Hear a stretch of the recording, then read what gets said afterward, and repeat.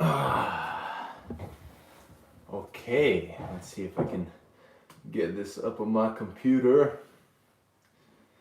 Sipping on my water. Hey guys, welcome to this video. My name is Leo Venus, and as some of you know, I just finished my last exams of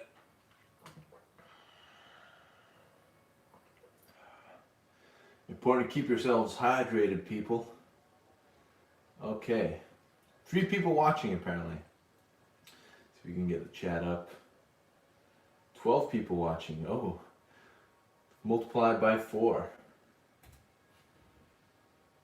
Welcome, welcome, welcome everybody. Hope you're having a nice day. Come on, little Mac. Why are you so slow? It's a nice glass of water, Leo. It really is. Norwegian water, that's actually one of the things I always miss when I'm outside of Norway is how good the water here is. So yeah, we got Mari or Mary. We got EA Bacos in the house. Welcome, welcome. Lots of people here. Got some from New Zealand. I always wanted to visit New Zealand. So, seems like an awesome place. Somebody's asking how I'm doing. I'm doing pretty good. Slept pretty good today. What have I done today? I ate lots of breakfast. Went online, checked some of the John Venus vegan drama. What did I have for breakfast? I had oats, bananas, raisins, berries. Yeah, pretty simple breakfast. But yeah, the weather here is amazing. Maybe I can show you guys just again. This is what it looks like outside of here. See, it's pretty nice view from the windows. And so we're probably going to try to take advantage of this good weather later today. Might go for a hike, or at least tomorrow. My friend and I are planning on going for a hike out in the mountains here. So anyways, do you guys know what day it is today? Today it is Corn on the Cob Day. What a random day. You never get enough of how random these days are. Corn on the Cob Day. Today is the day we all march on the streets eating corn on the cob. No, don't do that. Actually, corn is one of the few things that I can't really eat without getting bloated. It's one of the things that I don't really tolerate much. I don't have any serious reactions, but corn is that one thing I always realize if I eat corn, my stomach gets a little bit upset.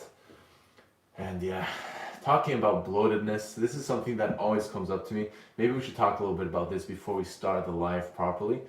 But it's okay for you to, how do we say, in the medical field, say pass wind. This is a normal thing. Some people have this strange, weird expectation that we're supposed to walk around never having gas whatsoever. But this is actually a natural part of being a human being. And every single animal on the planet has certain amount of gas that they pass. We're essentially donuts, right? We have one long donut where it's a long 9 meters long, but where basically we're donut shaped, and the air goes in here and goes out the other end. Sometimes you can actually belch, as we call it in a nice language. But of course, you can try to keep it quiet unless you are not ashamed of burping loudly. Maybe you're a burping enthusiast, a burpee, the burpee fitness gang. But that might not be as popular for the people who are in your company. So, but yeah, it's one of the important reasons why it's good to chew your food well before swallowing. If you're just swallowing things without chewing, wolfing down your food, you might increase the amount of gas. And of course, sometimes people have certain foods they don't tolerate, then it's okay to stay away from that. But it's one thing we always see in medicine. We have people with such unrealistic expectations of what your health is supposed to be like, as if having a little bit of gas is, a sign of bad health. Or one of the things I hear is like, oh, I'm a little bit groggy in the morning. Well, if you just woke up and you're feeling a bit groggy, that's normal. You've just been asleep for 8 hours or whatever, how long you've slept. It's normal. You don't wake up like, boom, I'm ready for a workout. Let's go perform, do weights, do a marathon. That's not how the human body works. It's okay for you not to feel at the 100% peak performance mode all the time, 24 hours a day. it's normal to have your cycles of up and down, feeling a little bit more tired every now and then, feeling a bit more energetic every now and then. You're not supposed to be this hyperactive performance mode 24/7. And some things, it's okay not to feel 100% amazing all the time. So again, expectations versus reality. I think a lot of people actually psych themselves into bad health. You see that in medicine all the time, where patients just are so anxious, they're so worried, they keep overthinking everything, and in the end, they end up wrecking themselves.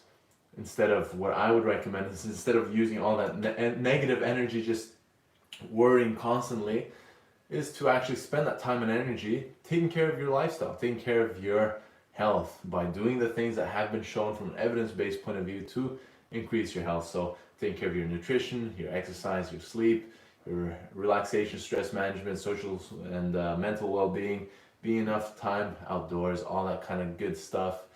But yeah, I think it stems from a lot of this fear-based society that we've come in. Everything's so dangerous, everything's out to harm us. And if this is how you think, then yeah, it's understandable that things like this will scare you pretty easily. But anyways, enough blibber blabbering. Let's see if we got some questions here. Like I always say in my chats, if you want to make sure your question gets answered no matter what, you can hit the little $sign next to the chat box. You can donate. I think you can donate as little as $1. Maybe you can even donate less than $1. I don't know. But whatever you donate, if you want to donate more, that's fine. But if you do donate when asking a question, then that guarantees I'll ask you, or I won't ask your question. I'll ask your question out loud, and then I'll proceed to answer it. So just a heads up. Let's see if we got some good questions. Got some people from Sweden here again. Welcome. Australian. Nice. We got a whole international crowd going on here. You're getting a good amount of sun. Yes, absolutely. Greetings from Netherlands. Welcome, Mark Jan Olige. Oh, welcome. Netherlands. I've been to the Netherlands. It's pretty nice over there. Pretty flat though. You guys have good use for your bikes. It's like a bicycle. The bicycle garages there. It's crazy. It's just so many bikes everywhere in the Netherlands. For those of you who haven't been there, it's a pretty cool place. Let's see. Do we got any questions?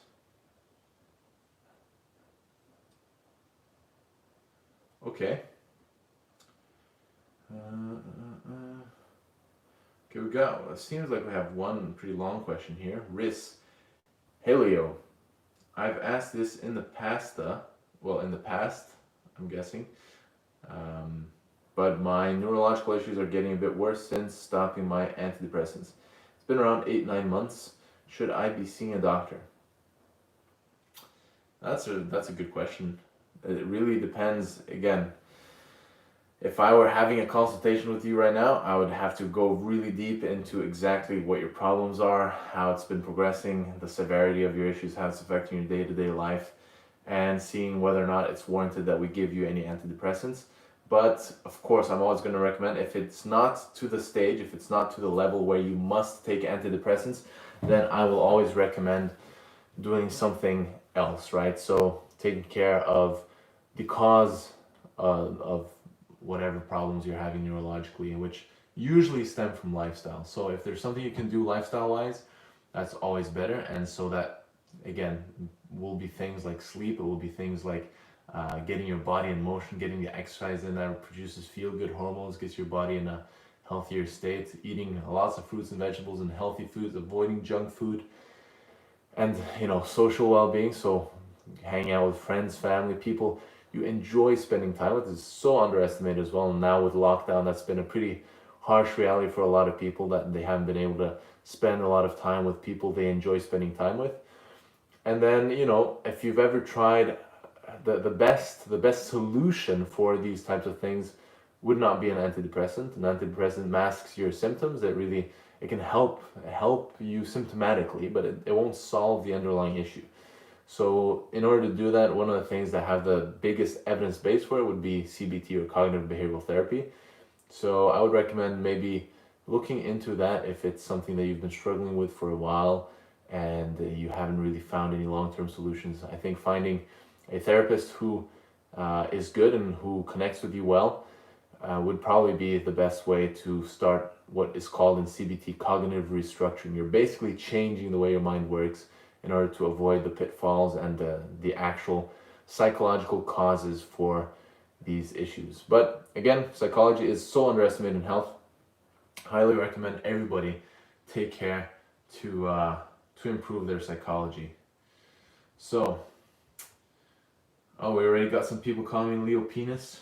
Yes, Leo Penis, the manly penis doctor here. Come here with all of your sexual questions, your sexual problems. I'm here to help you with your penis problems. Oh man, you guys here on YouTube. Speaking of manly, look at this manly pink shirt, the soy boy shirt.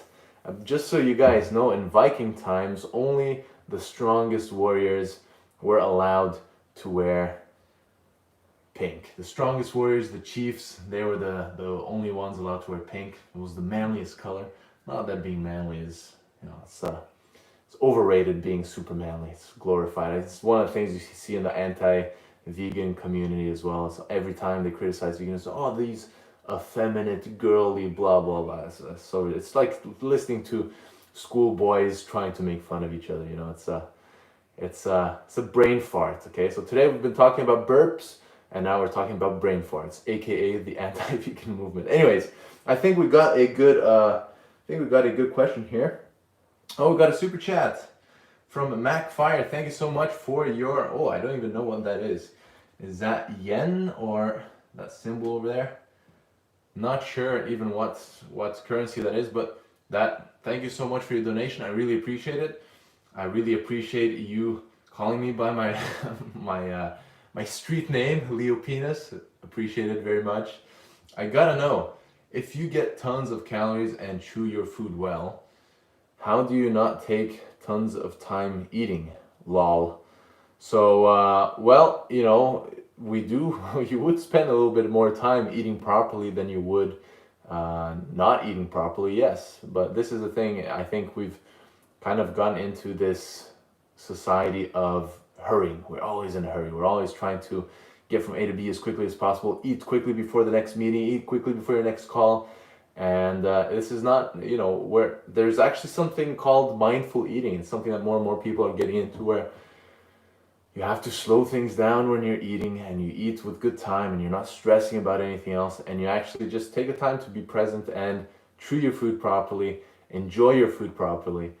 And there's a good reason to think that will have many real benefits to you physically as well. So yeah, absolutely, it will take a little bit more time, but good things take time, MacFire.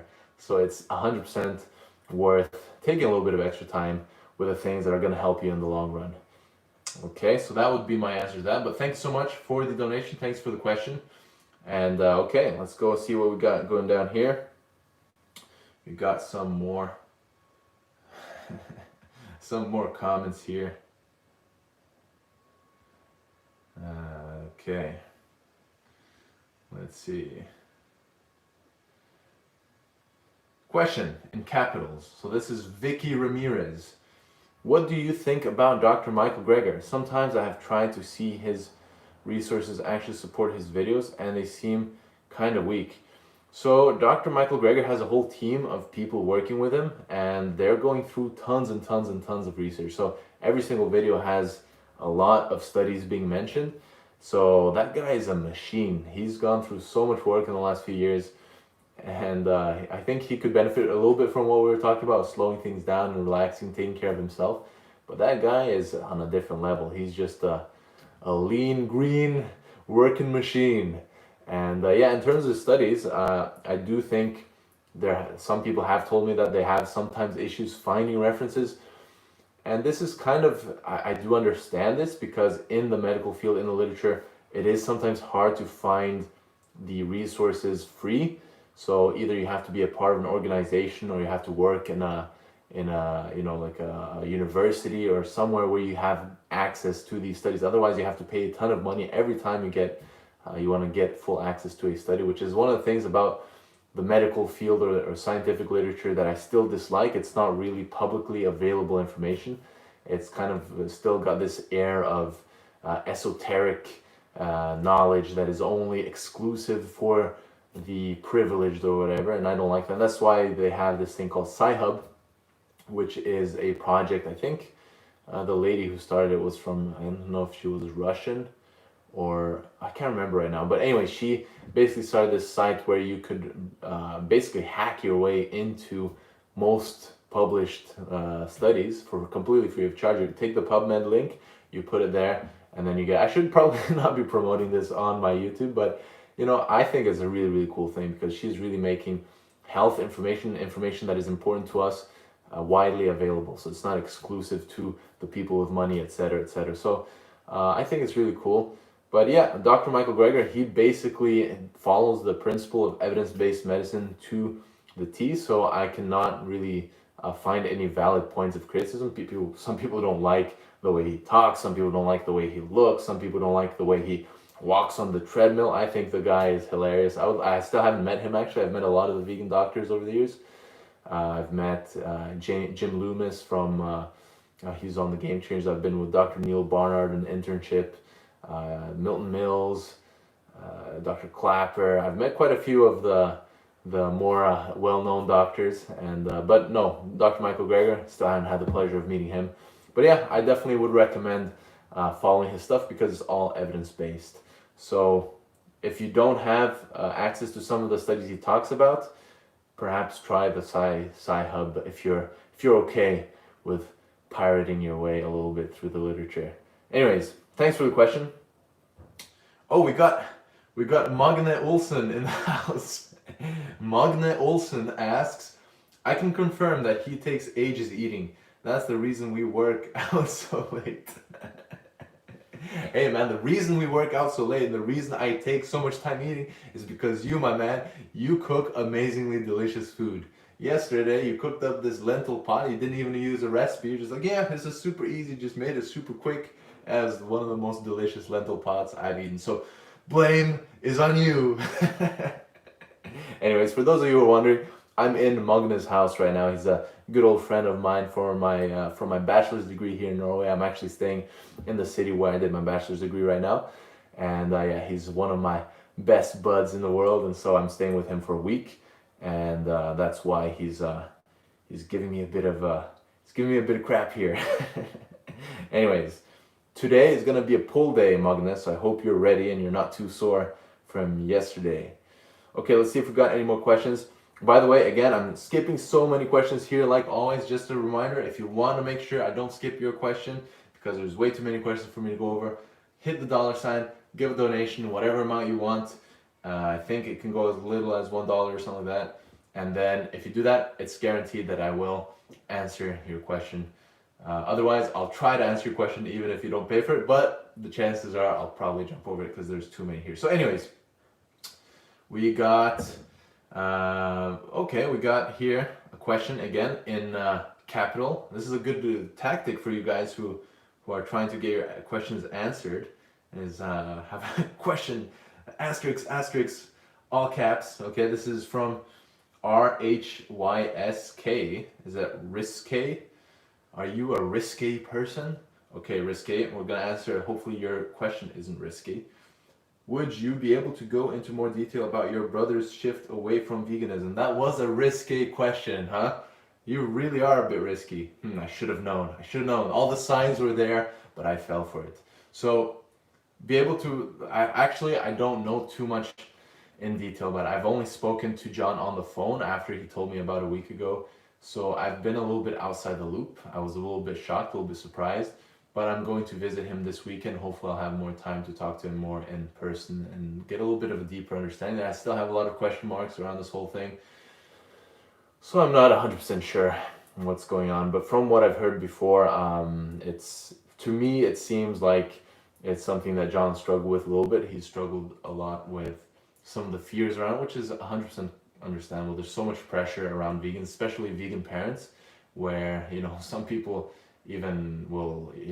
even judge you or accuse you of child abuse if you even try to feed your kids a vegan diet. And there's a lot of people who supposedly seem like they are quite serious scientists and stuff, saying that veganism is horrible for children and stuff like that. So it's very very scary for parents, especially those who aren't really well versed in reading the signs themselves. And that's why this is a constant fight when we have such loud voices going in either direction. So I have to see exactly what his worries are, and try to help in whatever way I can.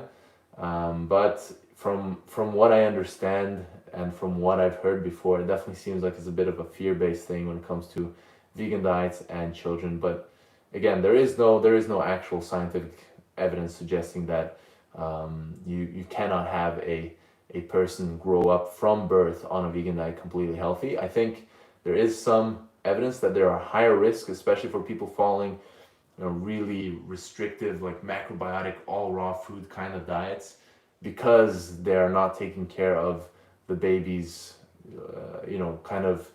the baby's special needs, because babies actually eat a little bit differently from adults. So it's a good thing to educate yourself. It's kind of like the Italy story where, the parents were feeding its child or their child from birth, actually from birth, they were feeding it nothing but orange juice.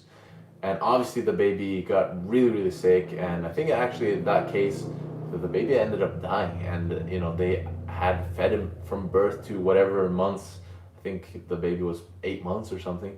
Nothing but orange juice his entire life. And then the media goes crazy. Oh, vegan diet kills babies, right? And then you get a ton of people getting scared again. So it's important to look at the details. The devil is in the details, and not allow these big media headlines to scare us too much, or even the peer pressure. But again, we're social animals. It's very difficult to do this in practice, especially for people, like I said, who aren't extremely or don't have a lot of experience in analyzing and critiquing science themselves. So that's all I'm going to say so far. But thank you for your question. Okay, we're going to go down here again, skipping tons of questions. If you want to guarantee your question gets answered, hit the dollar sign and I will answer your question. Okay, let's see. Going back down. Oh, wow, so many questions. So, okay. How to gain weight on a plant-based diet, Timmy Wilson. That's a pretty straightforward question. So obviously the main principle behind gaining weight is that you want to be intaking more calories than you're expending, right? That's the basic mathematical principle.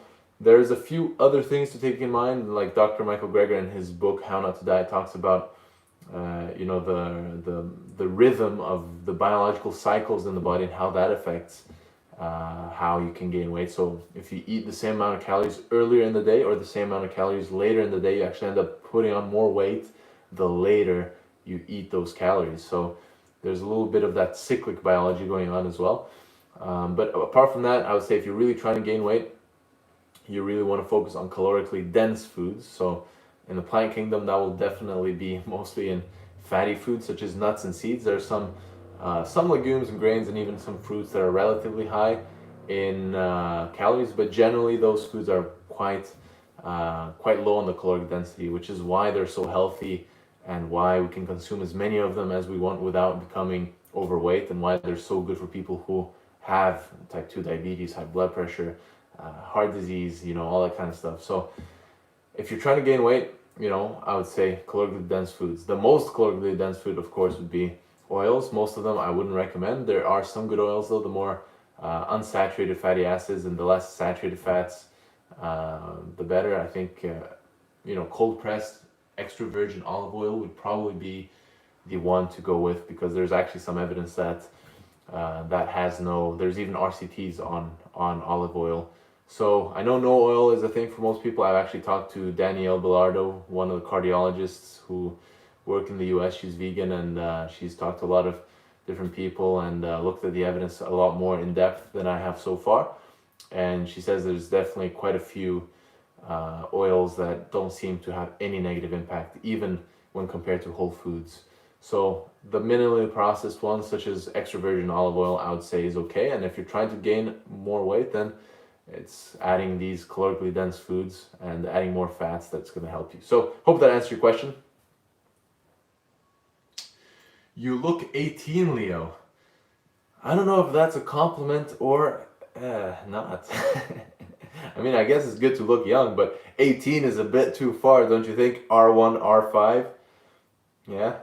R1, R5, that's an interesting name. Is that a new type of robot, like R2D2? Anyways, thank you, I guess. I look young. If you think I look like I'm 18 with a beard, then I'm be afraid of shaving and for you to say I look like I'm 14. Anyways, okay. Leonardo da Vinci is back in the house, the Renaissance artist, sculptor, engineer. Welcome, Leonardo da Vinci.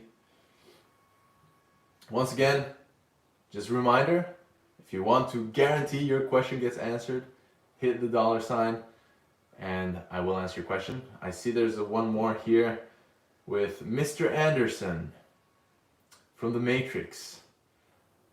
Neo, the chosen one. Hi, Leo. We're name twins, rhyming names. What are your thoughts on a vegan diet with ultra running and joint health? So, joint health is going to be dependent on quite a few different factors. One of the most obvious ones is going to be the mechanical stress that you're putting the joint through. So obviously, the more extreme the stressor, the higher the risk for joint issues going forward. And ultra running is quite an extreme sport, but there's definitely a lot of successful ultra runners who have done it on a vegan diet, and I would say not just a vegan diet, but a whole food plant-based diet, emphasizing really healthy foods and really anti-inflammatory foods can really be very helpful in maintaining your joint health when you're exerting such stressful stimuli for your body, such a stressful mechanical ordeal as ultra running. So I would look into anti-inflammatory foods such as, most veggies are pretty anti-inflammatory. You have things like ginger, turmeric, some other herbs and spices that have been shown to have really high amounts of anti-inflammatory phytonutrients and antioxidants, etc., etc. So, focus on those types of things, fruits, vegetables, nuts, seeds, berries, herbs and spices, all the good stuff, legumes, whole grains, and it's 100% doable. So, good luck on your ultra running. It's not something I'm going to be doing anytime soon. I've put on too much weight. This soy boy has gotten a bit too heavy. Okay. Awesome. Lots of people. Welcome everyone. Thank you for joining. There's a ton of questions here all over the place. Appreciate it. Okay. So, I love soy protein. This is Saulo, loves soy protein. Some people eat eggs and chicken every day. So, what's the problem with eating soy every day? Yeah, so I think soy is one of the most misunderstood things in the gym bro circles. It's you're gonna get the soy boobs, and they're definitely coming along pretty nicely, I must say. But soy is not one of these things that you have to worry about when it comes to the estrogen. I think I even talked about this yesterday in my live. The isoflavones, as they're actually termed, are chemicals that have a structure that's a little bit similar. There's a little bit similar to estrogen, so they actually do have some modulatory effects on some of our estrogen receptors in our bodies, and so they can actually affect some of the estrogen pathways, but they're actually not estrogen. They are isoflavones that chemists saw. They seem similar to estrogen in their structure. They even have some effect on the estrogen receptor, so they call them phytoestrogens, but they're not real estrogens like mammalian estrogen, like our own. We are mammals, so actually when you eat animal products from other mammals, they have real mammalian estrogen that does impact your estrogen receptors in a much different way than the so-called plant estrogens or the isoflavones, which have shown mostly to have an interaction with the estrogen receptors in the opposite direction than a lot of these animal-derived estrogens. So the evidence looking at estrogen, or not even estrogen, isoflavones from things like soy, for the most part, show that you actually decrease your risk of prostate cancer as a man. You actually improve your fertility as a man. As a woman, you decrease your risk of breast cancer and endometrial cancer. So it's not something to avoid.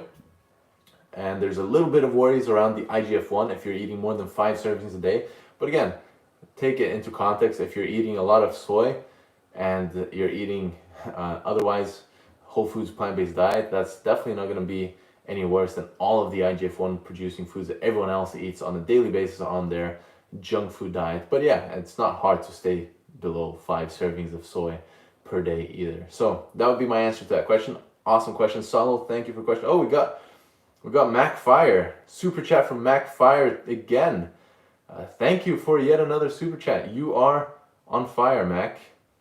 So, any public health concerns with legalizing all drugs? Of course, absolutely. I mean, drugs are dangerous.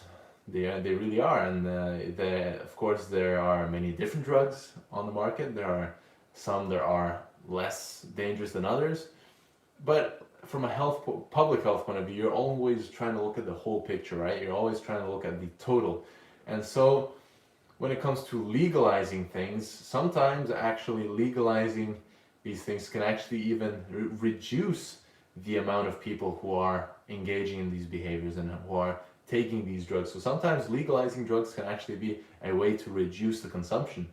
But yeah, of course, there is always a concern. Perhaps it would be a nicer way to control it. We've seen it with marijuana. Some places that have legalized, it's actually become a lot easier to, have actually people I know now who say, I work in the weed industry. It's actually become a whole, big industry, legalized industry. So there's a lot better ways when it's legal to make sure that there are no, polluting ingredients, there are no dangerous other chemicals in whatever you're buying and stuff like that. So that's another benefit. But from public health point of view, I would always say to avoid all these things as much as possible. Even when it comes to medications, which are drugs too. Medications and surgeries are basically last resort. I always say this to people. From my experience, I've spent so many years in the medical industry, and most of the time, people who go to the doctor again and again, every day, or not every day, hopefully you're not going to the doctor every day, but if you're going to the doctor, often to getting blood tests, getting things checked, if you're kind of that anxious type and you're always trying to make sure you're okay, make sure I'm healthy, then more often than not, those people will end up getting over investigated. They'll find some sort of abnormality, and then they're going to put themselves through a whole lot of unnecessary stress, a whole lot of unnecessary tests, a whole lot of unnecessary procedures for no good reason whatsoever. So I always say this: if you can avoid going to the doctor, you're probably better off not going to the doctor. If you don't have any serious problems, it's probably better you just take care of your lifestyle, take care of your health, try to stay as healthy as you can. But there's no point in going to the doctor very often. There's a lot of stress and a lot of problems that comes from going to the doctors too much and being too anxious about this stuff. And everybody has something abnormal. If you go to the doctors and get enough investigations, they will find something that isn't normal and is going to stress you out. So again, if there's nothing seriously affecting you, don't bother stressing yourself and putting yourself through a whole bunch of unnecessary misery. That being said, you have the opposite end where people have really, really serious stuff and they avoid going to the doctor. So we have to strike a balance here as well. If there's something serious going on, definitely do go to the doctor. So hope that answers your question, MacFire. That's a good question. I think, of course, again, even alcohol can be classified as a drug. All of these things, if you're trying to optimize your health, stay away from it. They're all bad for you. Alcohol is a carcinogen as well as being toxic to your brain and a lot of different tissues. It causes cancer of the mouth, the throat, of the esophagus, the stomach, the liver. So, the only responsible public health message would be to minimize the consumption as much as possible. Thank you so much for the question, MacFire. And we got another super chat. Again, for you guys who are sending questions who I'm skipping, I apologize if I'm not getting to your question. If you do want to guarantee your question gets answered, just hit the little $ next to the chat and I'll make sure to answer your question. Oh, okay. So we got, Leonardo da Vinci. Do you watch Alpha Destiny's videos? Well, I feel like this is kind of an anticlimactic letdown answer because I haven't. So I'm sorry, Leonardo da Vinci, I have not watched Alpha Destiny's videos. Is that something I should watch? Anyways, I really do appreciate your question. I apologize I couldn't give you a more interesting answer than that, but no, I have not watched his videos. I appreciate the support, and yeah, keep up the great work, Da Vinci. We need more intellectual geniuses like you out there. Oh, oh wow. Okay, we got quite a few super chats coming in now. We got, oh, let's see. My computer is lagging a bit here. Come on, Mac. Mac. Uh-oh. Okay, the live is still working here. Strange. The live is still working on my phone, just not on my computer. That is very strange indeed. Okay, guys, my computer is restarting the live page, so give me 5 seconds. I'll get to your questions very soon. Excuse to drink more water, keep hydrated. Okay, we're back online. Okay, Instant Remix, thank you so much for the super chat, sending in €5 donation. Thank you very much, really appreciate it. Did you ask your bro about what studies he referred to in his video? Why does he think animal products are needed? Did you try to talk to him about it? Yeah, we talked a little bit on the phone.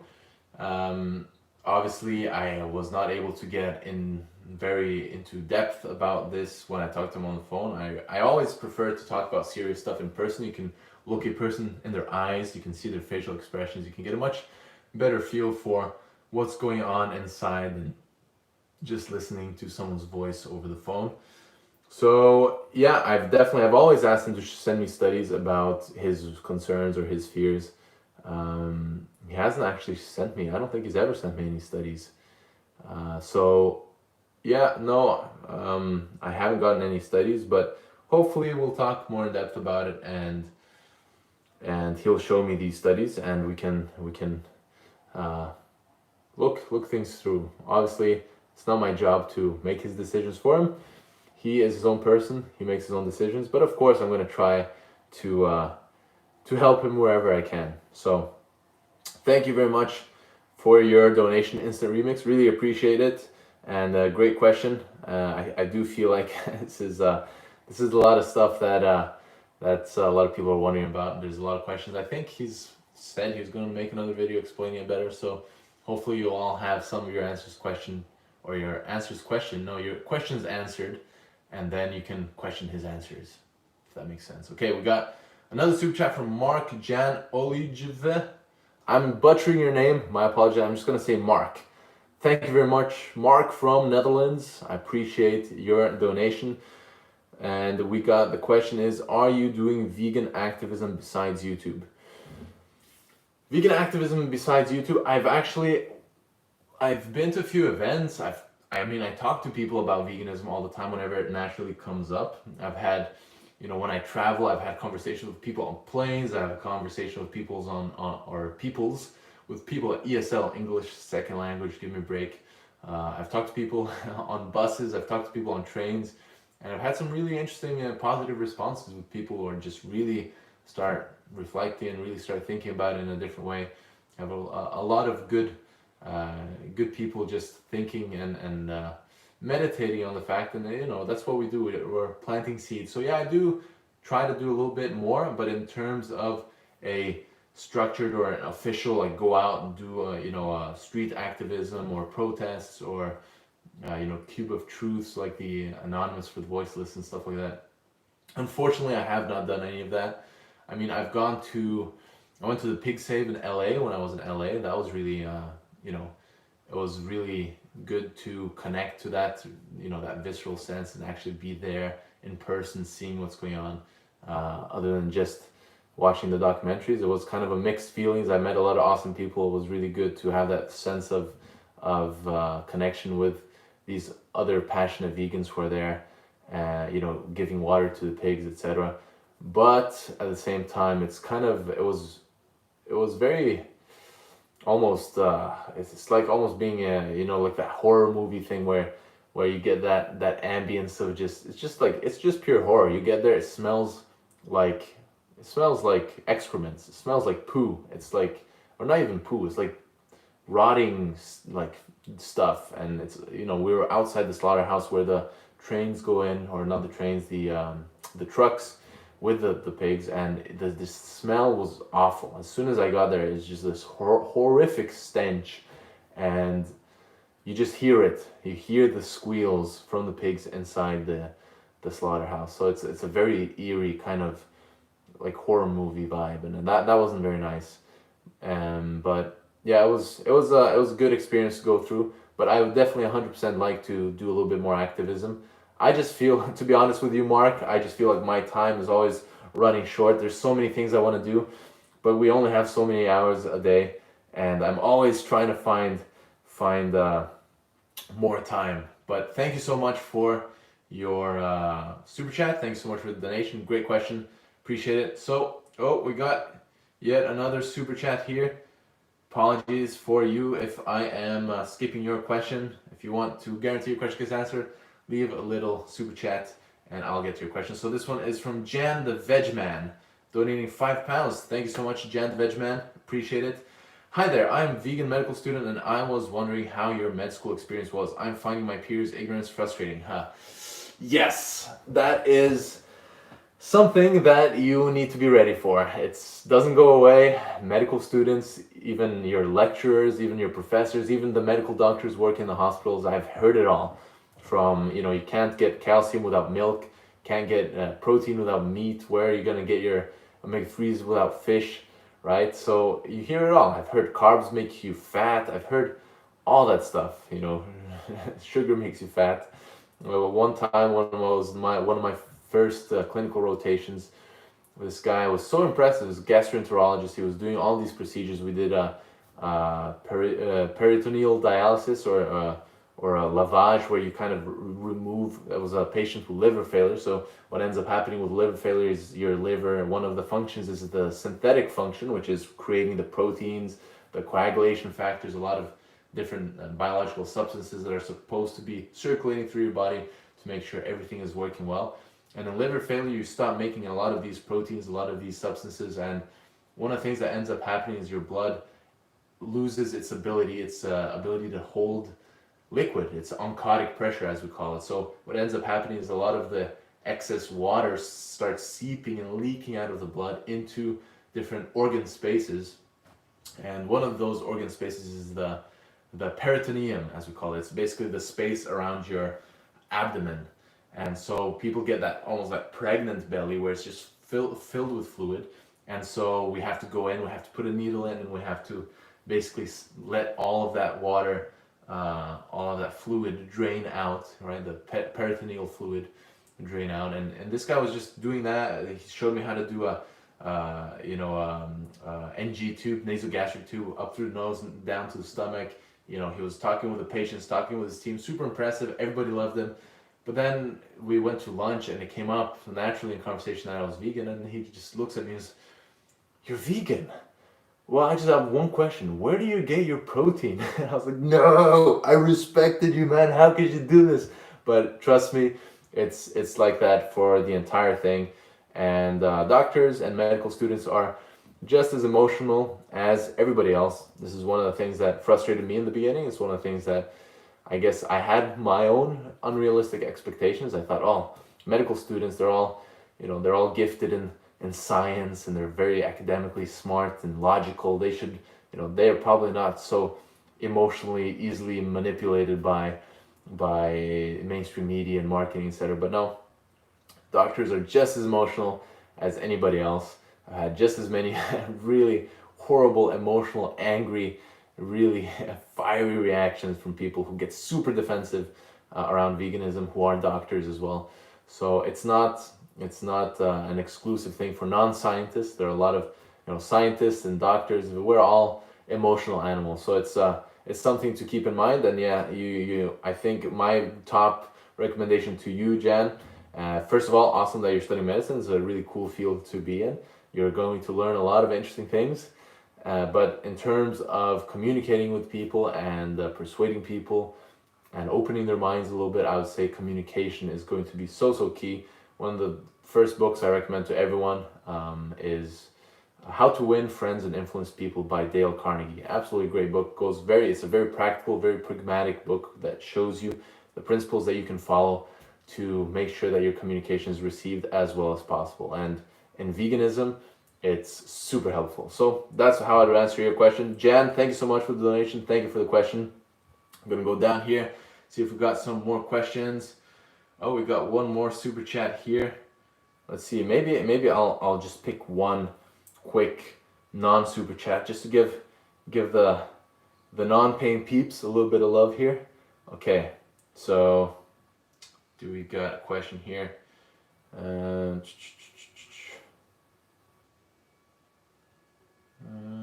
Oh, it seems like people maybe have given up on asking questions. They're just talking among themselves. A lot of comments here.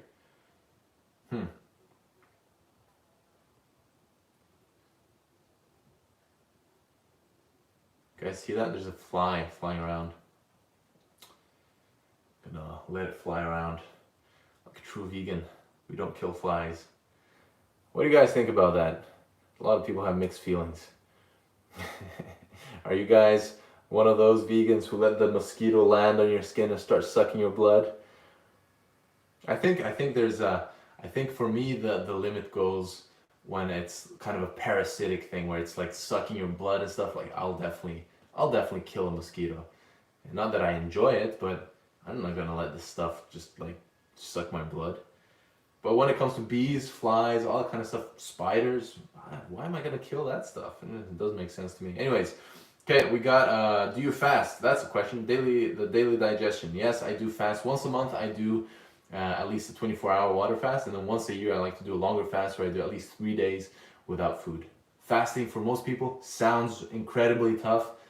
First time I did it, I was so surprised over how easy it is to go without food. First day is always the hardest because you're used to eating a lot of food and you might get a few cravings, but once day 2 hits, you don't even feel the need for food at all.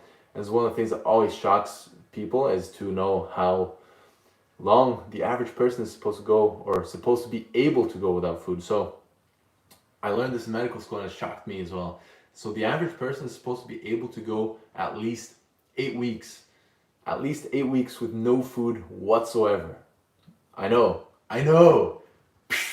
2 months. That's a lot of time.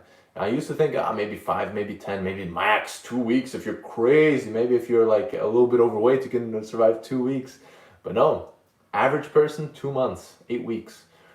Water, of course, is way more important. So we can only go a few days without water. But food, we can last a long time without food. So 2-3 days without food is nothing. It's a tiny bit.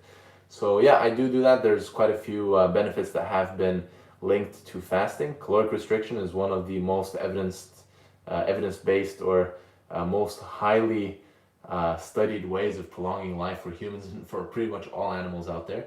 So yeah, fasting is something that is more and more recommended for people who are really interested in optimizing their health as much as possible. Okay, thanks for the question. Daily digestion, we're going to go up to David Williams. Super chat, thank you so much. Canadian dollars. Okay, so you're from Canada. Welcome, my Canadian friend. So appreciate the donation. We got... Oh, okay. No question, actually. I'm at work just checking in. I'll watch later.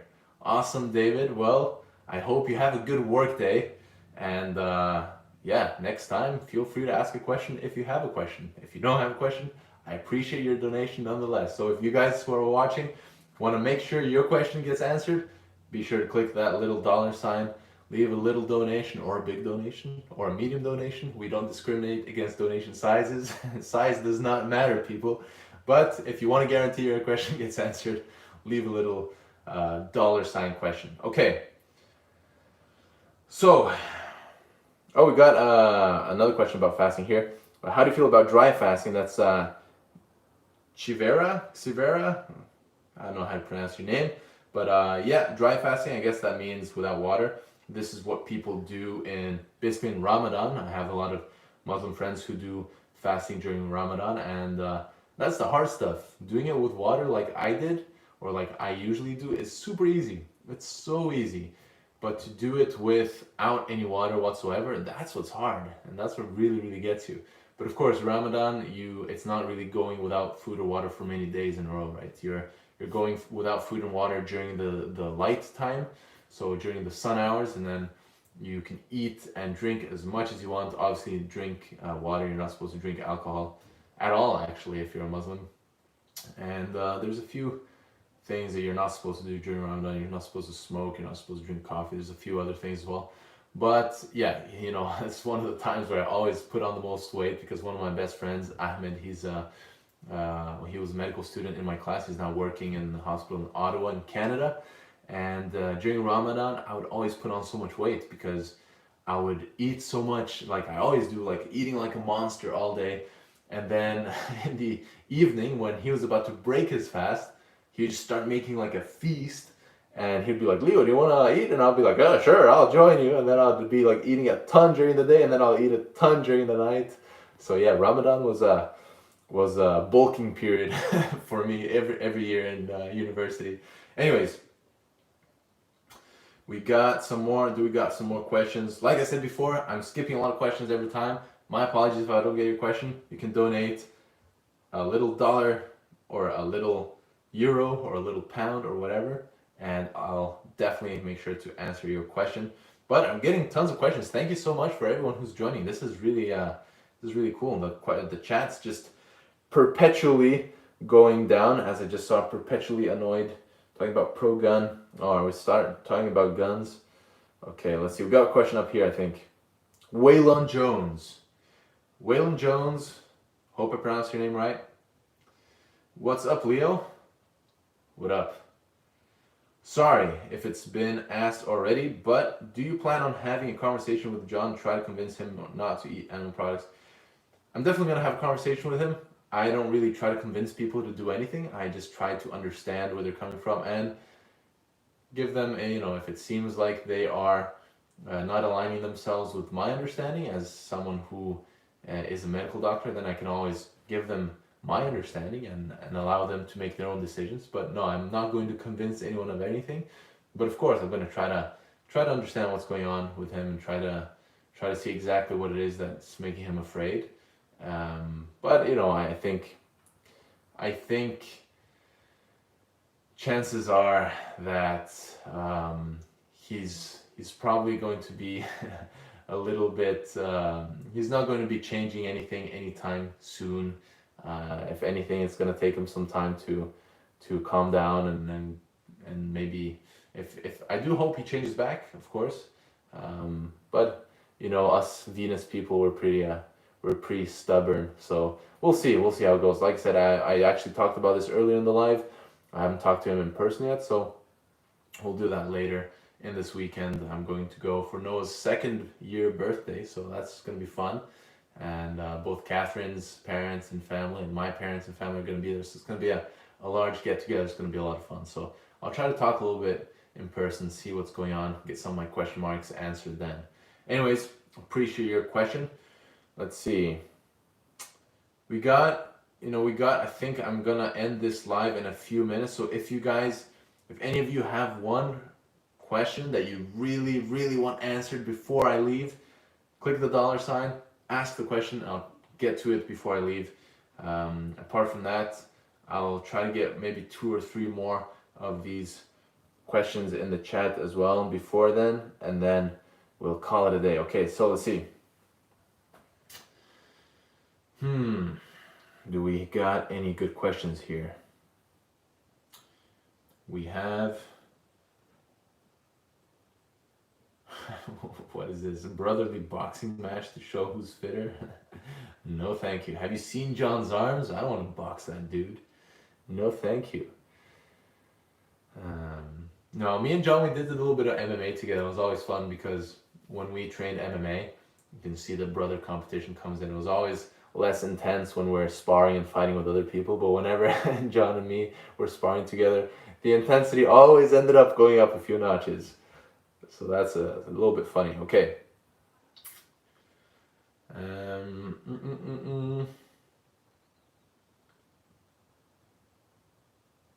we have any more questions here?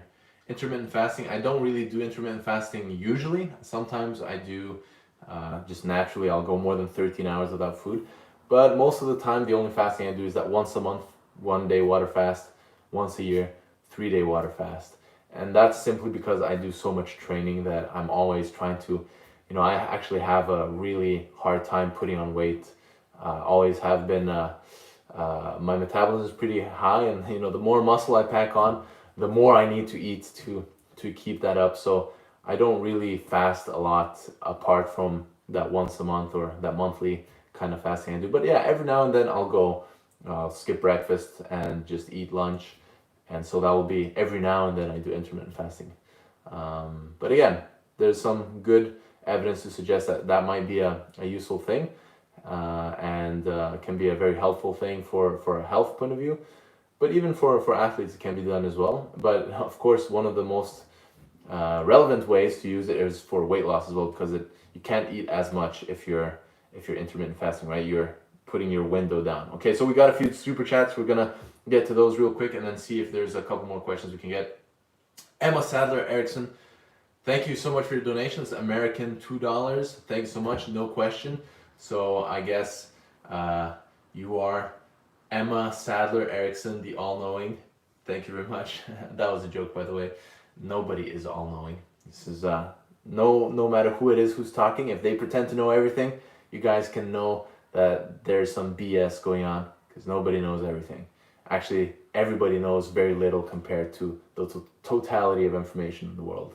Let's just think about the amount of stuff out there, right? So thanks so much, Emma Sadler Erickson. Really appreciate the donation. Instant Remix got another $2 or €2 donation. So we got a European donation here. Thanks so much. Really appreciate it. I want to try fasting 24 hours for the first time. Tips. So my tips to you, Instant Remix, is going to be to get your music going, the Instant Remix music, and get yourself distracted, get yourself doing things, working on things. Don't do any intense workouts. Don't do any like really hard sports. On the days that I fast, I really, you can walk around and stuff like that, but I never do any intense exercise. But yeah, I would say distract yourself with, get busy with other things, relax, do meditation. If you feel really hungry, go for a walk, do something else, and eventually those cravings go away. So it doesn't really take much more than that. And usually on the second day, you'll be like, wow, that was a lot easier than I thought it was. But yeah, it's a really cool thing to experiment with. Most people, if you ask them, have you ever gone a full day without food? Most people today will say no. And so it can be fun just to have done it as well. But yeah, so that's some of the recommendations. Hope you find that helpful. Thank you so much for the donation, Instant Remix. And we got one more donation here. Oh, 2 more donations. Okay, I think we'll get through these and then we'll call it a day. Thank you so much. We got Shelly Horton Palmer donating $5. Thank you so much, Shelly. Really appreciate it. Can you talk about vegan constipation, okay, in a mostly whole food plant-based diet? How to fix it, please? So constipation, usually if you're eating a whole food plant-based diet, you're getting so much more fiber that you'll have a very hard time getting constipated. But if this is still an issue for you, I would look at other causes of constipation. So some people, if you just don't exercise, that can actually get you more constipated. If you're on certain medications, they can make you constipated. So there's a few different causes. Again, I would say it depends on your specific case. It depends on your specific situation. But yeah, I think the most important thing is drinking enough water, exercising enough, because that actually stimulates the motility through the GI system, and then eating enough fiber. Even if you're eating whole food plant-based diet, if you're eating the whole foods that contain the least fiber, that might be an issue to address. But like I said, most people, if you're eating a whole food plant-based diet and you're eating a lot of foods that are high in fiber, that should really fix the problem. If after doing all of these things you still don't have you still have issues, then perhaps it would be something to look into. But again, what is your definition of constipation, right? So different people have different definitions. But if you're going to the bathroom at least once a day, I wouldn't really worry about it too much. And in the medical field, you don't really worry about it unless people aren't going for 4 or 5 or even a week. But I think that's a little bit more extreme. I think optimally we should probably be going to the toilet at least once a day. But yeah, I would say try to do all the lifestyle factors that have been shown to work and help in constipation, such as the ones I mentioned, such as drinking water, eating more fiber, exercising more, being more active, and hopefully that will be enough to fix your issues. If not, perhaps it would be good to investigate a little bit further. Thank you so much for your donation, though, Shelly. Really appreciate it. Appreciate the support. Lots of good questions today. Okay, we've got Carl Reed. This might be the last question. This might be the last question. So Carl Reed, my zinc levels are 0.58 milligrams per liter. What should I do? So I'm guessing don't remember exactly what the milligrams per liter normal range is. 0.66 to 1.1 micrograms per milliliter. Okay, so that's per milligrams per liter. Yeah, micrograms per milliliter is the same as milligrams per liter. So yeah, you're a little bit below the normal range. Not a huge lot though. So 0.66, you're at 0.58. I would say, do you have any, if you don't have any symptoms and this is just a, once test that you did that showed a little bit low, I would just focus on eating some of the higher, zinc food, the foods that contain the most zinc for a little bit, and then take the test again. Like any other blood test, there can be mistakes. There's never 100% accuracy. Sometimes you'll get a test that shows a really different result, and then the next day you take the same test and it'll show a different result again. So it depends on the tests. Some of them can make mistakes, and you're not in, if you're not having a ton of symptoms and you're not like super far below the normal range. Remember, normal ranges is something I always tell people is, again, not to be overly anxious about these things, because normal ranges, what we usually do is we take, say, 95% of some normal or healthy population. A lot of times they use blood donors because they're supposed to be healthy, right? So we'll take 95% of blood donors and they'll fit in the normal range, and then 2.5% of the blood donors will be outside above, and then 2.5% will be outside below. And these are completely healthy people. So even if you're completely healthy, 2.5 will be above the normal range and 2.5% will be below the normal range. So having a test that is a little bit outside the normal range does not always necessarily mean there is something wrong with you. So it's important to keep that in mind as well, so we don't jump to conclusions. But yeah, just I would say maybe take another test in a while if you're worried about it, and also consume more of the foods that are high in zinc. So if you type on Google, vegan foods, or even there's a website that's really good for this. It's called worldhealthiestfoods.com. It's whfoods.org actually, whfoods.org, and then you can go and type in zinc, and you'll get a table of the foods that are the highest in zinc. From my memory, I can tell you that some of the foods that are really high in zinc include some nuts, some seeds, and some legumes. But if you want some really detailed, exactly what foods, go on whfoods.org and search zinc and look at the table for the best sources of zinc, and try to incorporate more of those sources into your diet, and then take another test in the future if you're worried about it. But again, like a lot of other things, the symptoms, how you feel, how you're functioning is oftentimes the most important.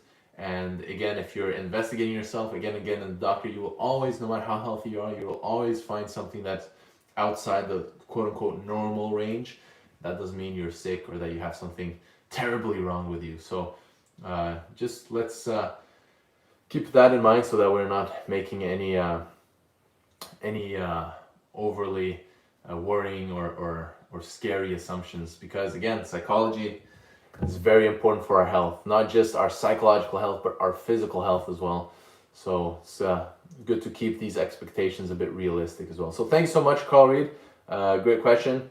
And yeah, I think we're gonna end it right there, because we've already been doing this for, I think, over an hour. Time flies by when you're having fun. But like I said yesterday, I want to do these lives a lot more often. So thank you so much to every single one of you who came out. I had a great time. I hope you enjoyed this live as well. Great questions like always.